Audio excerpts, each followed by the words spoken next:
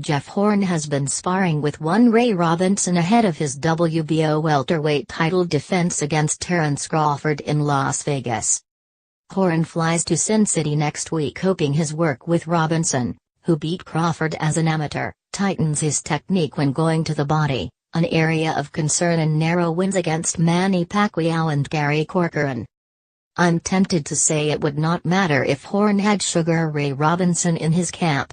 But with the June 9th bout being Crawford's first at 147 pounds, there is at least a notional question mark against him, even though he is facing the weakest of the champions in the division. Horn is one awkward hombre. As we saw against Pacquiao, he does everything slightly out of kilter. He looks like he has no rhythm. But those guys are often so hard to time.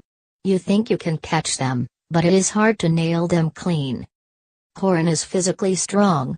He's not a terrific puncher but has respectable power, and he's good in the clinches, and closes opponents down. Crawford is a slickster who hurts you. He likes to fight on the counter until he smells blood.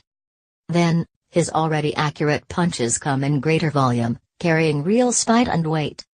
Since he finds it relatively straightforward to hunt down guys that are difficult to find, it will be interesting to see how he gets on against Horn, who will be fighting outside the Antipodes for the first time. I still have nightmares about a fella called Charm Coul, a tough Zambian I fought in a 10-rounder at the King's Hall in Belfast.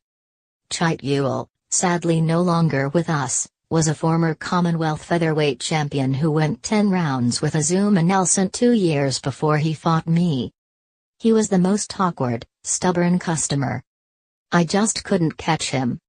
He stuck his thumb in my eye. Hit me with his head. Eventually, I got him out in the 10th round, but was left with aches and pains everywhere. Crawford held all 4 belts at super lightweight. He moved up to chase the money in bouts with the likes of Errol Spence, Keith Thurman, and the winner of Sean Porter and Danny Garcia. Crawford is a special talent, and should he beat Horn as expected, it sets up the division beautifully, evoking the heady days of Sugar Ray, Roberto Duran and Thomas Hearns back in my time. And wouldn't that be something?